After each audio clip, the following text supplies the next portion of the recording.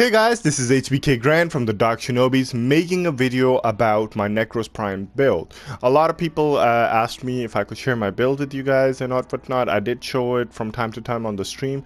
It's honestly it's a really simple build. You don't need to do much with Nekros because of people just use it purely for farming. But I do have a Shadow of the Dead and I will build and I will share it with you and explain how it works basically.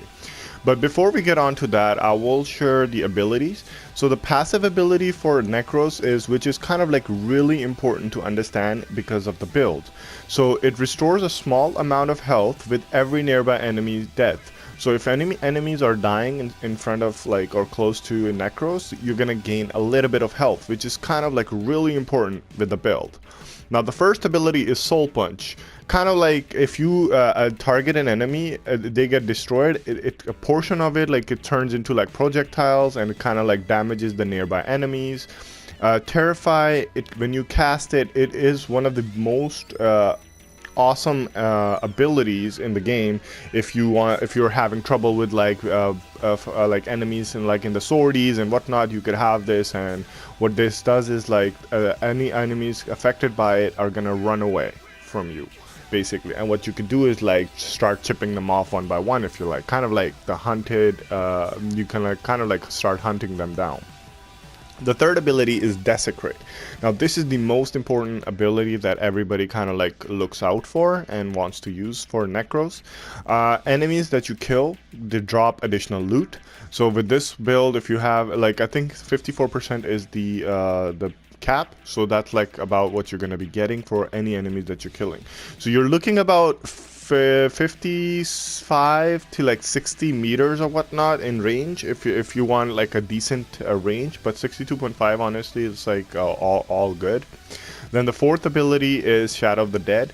It summons the end. Let's say you killed for example, the cap is 7 enemies. So when you're killed enemies, if you have killed 7 or more enemies, the recent 7 enemies that you have killed, it will respawn them. So sometimes people try to find bombards, sometimes people try to find those nullifiers and whatnot, because they want to stay inside the bubble so the enemies can't reach to you and whatnot. So that those are depending on the tactics that you want to use.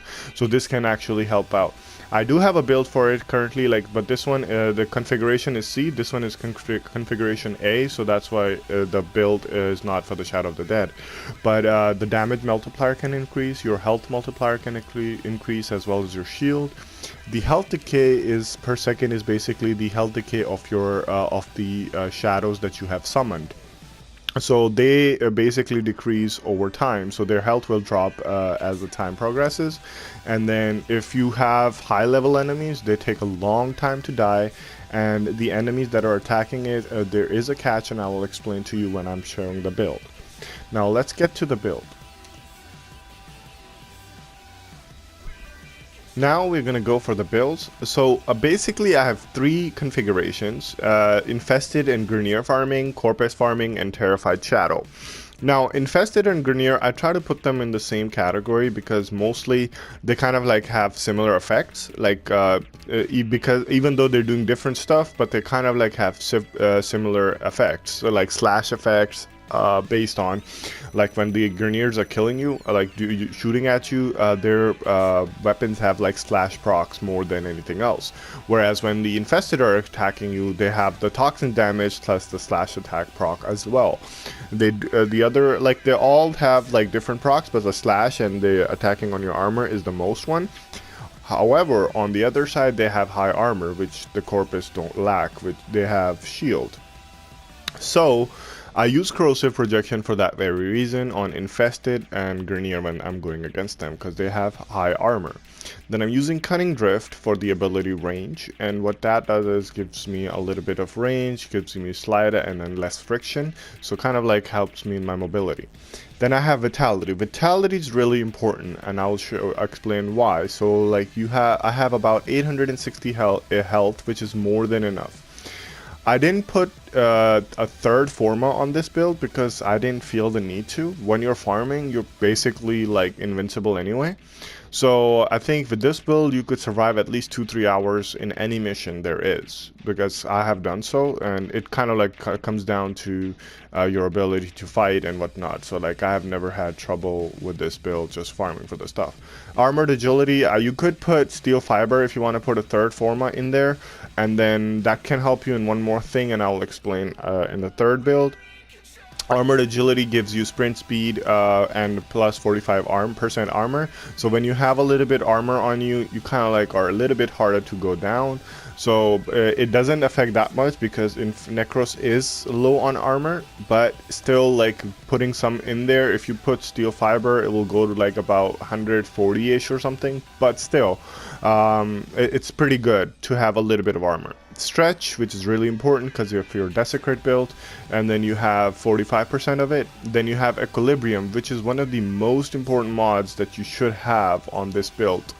You could change whatever you want on my build, but this one would be the most important one in this entire build, honestly. What this does is like health pickups gives you about 120% I believe, or 110% energy at max, and then energy pickups give you about plus 90% health. So when you're picking health you get energy, when you're picking energy it gives you health, which kind of makes it awesome to do it. Next up is Despoil. So this is the like, since it's called the farming builds, so this is called the Despoil build if you want to call it that way as well. This you can get from the syndicates, and what happens is that when you desecrate using your third ability, you no longer consume energy. So we could go and check it out without using the Despoil build. It will use your energy, and energy runs out very fast, and you cannot pick enough energy in time to basically go carry on your Desecrate. People might ask like, well, you have Equilibrium on. Now, guess what? If you have a maximum health, you're not going to get energy. You're not going to pick up health, so you're not picking up energy. So if you have 860 health, for example, you're not basically going to be picking up any more health, so you're not actually getting energy. So you either are dropping energy plates, or you have a Trinity that is giving you energy, or otherwise it becomes really difficult and you run out of energy fast. Now, people might have questions like, well, it's consuming my health. What if my health reaches 0 faster than my thing? Actually, it doesn't, because for every time that you're killing an enemy, first of all, you gotta remember Nekros has a passive ability. So the passive ability gains a little bit health, plus they're dropping a lot of health every time you kill the enemies because of your Desecrate ability. So you kind of like constantly have your health, so it's constantly regenerating, and it drops so much health that you'll literally, like, your Nekros will be, like, even as a Nekros you'll see health drops on the floor. Then I put Vigor in there just to give me a little bit of shield capacity and health capacity. It's completely your choice if you want to put some other mods in there, if you want to put like for example, if you want to put like another redirection, if you're comfortable with that and you don't want the extra health or whatnot, it's completely your choice what you want. Then we have Overextended. I just wanted to have a massive amount of range because people usually tend to run off here and there. So I put a massive amount of range, so wherever they're going, because like especially when you're in a public lobby, everybody's running away. So to about 250% of range, which is more than enough for almost like an entire like map. So it's huge. So any enemies that are in there are dropping like extra loot for you at least. Like, so if any of your public lobby members are killing enemies in the second room, third room or whatnot, they should be able to get the Desecrate buff on the enemies, and you should be able to pick up your extra loot once they're done with the kills. Prime continuity is important for duration, based on basically it's completely your choice if you want this here or not, but it kind of like duration does affect most of the abilities, like carrying out their effectiveness. So like that's why I put duration there. You don't really need it, but for the heck of it, I had to put it there. Because it kind of like helps out with the abilities like to last a little bit longer, their effectiveness becomes more prominent and all that kind of stuff. Next up we have the Corpus. So you're gonna see like almost a similar build. The only three mods that I have different here are Shield Disruption, which enemies shields reduce so by 24%. That actually helps you killing these corpuses faster. Then I have Redirection here, which gives me shield. Now people might say like, hey HBK, why are you not picking up why are you not putting Vitality since we're using the Despoil again? Now on this matter, all the corpuses, they're more focused on attacking your shields. So what that does is like all you gotta focus on is like killing the enemies before your shield gets down. So we have a high number of shield, as you guys can see. We have a 1290 shield and 420 health. But what that will do is like, since the enemies are just focused on your shield while you're killing them, your health drops like 10. Let's say you killed like 10 enemies, your health dropped 100. But out of those 10 enemies, at least almost like 5 of them, you have 54% chance with your Desecrate ability, just so you know. So about 5 of them will be dropping health bars. Now when they drop health, you got Equilibrium, and then also like majority of the time all the health bars give you about like anywhere ranging from 25 to like 100, so like 75 or 50 or whatever. So like it will give you plenty of health and you won't die, honestly, like at least going against the Corpus. And then I have Fast Deflection here, which recharges your shield. So if you are not taking any damage and your shield is a little bit low and you're running around or jumping, that can recharge your shield pretty quickly. And Prime Continuity actually helps in this as well. So like the duration, it becomes faster and whatnot. So apart from that, everything is the same. Just these three mods for the Corpus are different. Now my last build is the Terrified Shadow. Again, it's another augment mod that you will require the Shield of Shadows from the syndicates. Now I put Corrosive Projection here, depending on if you want to go against Corpus or like whatchamacallit, Infested or Garniers. It's completely your choice. You could switch these three mods just like we did in the first two abilities. I mean configurations, sorry about that. So you can actually do all that kind of stuff, and continuity is really important. Now you could put a Prime Continuity there, it's completely your choice, but you don't need to. Now next up I have Power Drift. This is one mod that I changed to give me ability strength and the plus 30% chance. That's a bonus honestly, but I went for the plus 50% strength. I do have Vitality again, just so I could have a moderate amount of health. And then I have Armored Agility, obviously, to give me a little bit of agility, and then armor. And then I have the Stretch to give me a little bit of, range, so I could do Desecrate type of thing. Plus, I could do my fourth ability as well, the Shadow of the Dead. I have Prime Flow to give me a lot of energy, so that kind of like keeps me at bay with the Desecrate ability, like I'm not using too much. Now I'm using energy conversion. A lot of people like, hey, you haven't put intensifier there, you haven't put blind rage, you haven't put transient fortitude. Honestly, you don't need to. So reason why I'm putting energy conversion, it's because I don't want to use those dual stats mods, so I'll show you why. I don't want my negative ability efficiency from blind rage. I don't want negative duration from my transient fortitude. So these are the things that I don't want. So because of that specific reason, I picked energy conversion. And since you have Nekros with you, you're obviously always gonna pick energy orbs. So energy conversion grants you 50% more ability strength to your next cast. So each time you cast an ability, it will give you 50% strength. So we are sitting at 115, it will give you 165, which is more than enough to sustain your Shield of Shadows. So that's something that everybody needs to know. You can put a forma in here to get your Prime Continuity.